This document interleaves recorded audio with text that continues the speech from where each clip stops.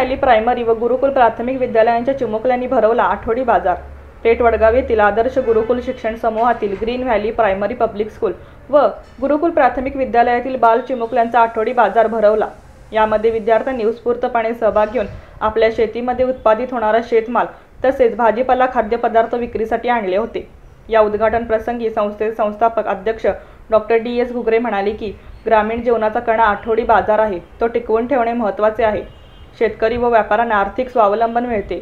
संस्थेच्या सचिवा MD घुगरे या प्रसंगी बोलताना म्हणाले की विद्यार्थ्यांना पुस्तकी ज्ञानाबरोबर आर्थिक व्यावहारिक ज्ञान असणे गरजेचे आहे। यासाठी शाळेमध्ये आठवडी बाजाराचे नियोजन करण्यात आले। आठवडी बाजारात विद्यार्थ्यांना आर्थिक उलाढाली, पैशाची बचत, गरजा या गोष्टींचे ज्ञान होते।